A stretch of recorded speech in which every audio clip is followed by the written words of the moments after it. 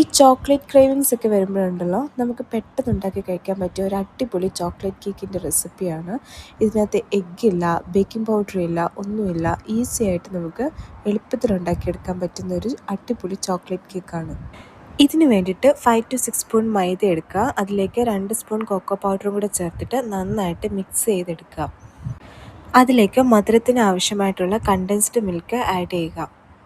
എന്നിട്ട് ഒരു 2 to 3 table spoon ന്യൂട്രിലയും കൂടെ ആഡ് ചെയ്തിട്ട് നന്നായിട്ട് മിക്സ് ചെയ്തെടുക്കുക. അതിലേക്ക് എഗ്ഗിന് പകരമായിട്ട് പുളിയില്ലാത്ത 2 സ്പൂൺ തൈരാണ് ഒഴിച്ചേക്കുന്നത്.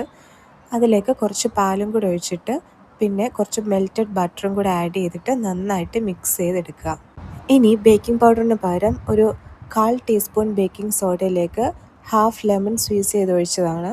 അതോടെ ഒഴിച്ചു കൊടുത്തിട്ട് നന്നായിട്ട് മിക്സ് ചെയ്യുക. ഈ മിക്സർ ഒഴിച്ചിട്ട് അധികം നേരം ബാറ്റർ വെച്ചേക്കരുത്, പെട്ടെന്ന് ബേക്ക് ചെയ്തെടുക്കുക. ഇനി നിങ്ങൾക്ക് ഓവൻ ഇല്ലെങ്കിൽ പാനിൽ ബേക്ക് ചെയ്തെടുത്താലും മതി. ഞാനിവിടെ എയർ ഫ്രയറിൽ 20 മിനിറ്റ്സ് ആണ് എടുത്തേക്കുന്നത്. അതിൻ്റെ മുകളിലേക്ക് കുറച്ച് ചോക്ലേറ്റ് സിറപ്പും കൂടെ ഒഴിച്ചാൽ സംഭവം സെറ്റ്. കണ്ടോ, നല്ല സോഫ്റ്റ് ടെക്സ്ചറിൽ നല്ല അടിപൊളി ടേസ്റ്റി ആയിട്ടുള്ളൊരു കേക്കാണ് ഇത്. അവനില്ലാന്ന് പറഞ്ഞാൽ ആരും ട്രൈ ചെയ്യാതിരിക്കേണ്ട. സാധാരണ നമ്മുടെ ഫ്രൈ പാനിൽ ബട്ടർ ഒന്ന് സ്പ്രെഡ് ചെയ്തിട്ട് ബേക്ക് ചെയ്തെടുത്താൽ മതി. ഒരു 20 മിനിറ്റ്സ് ഒക്കെ മതിയാവും. നല്ല അടിപൊളി ടേസ്റ്റാണ്. കുറഞ്ഞ ഇൻഗ്രീഡിയൻസേ ഉള്ളെങ്കിലും ടേസ്റ്റിൻ്റെ കാര്യത്തിൽ യാതൊരു കോംപ്രമൈസും ഇല്ല. നല്ല അടിപൊളി ടേസ്റ്റാണ്. അപ്പോൾ എല്ലാവരും ഒന്ന് ട്രൈ ചെയ്ത് നോക്കൂ.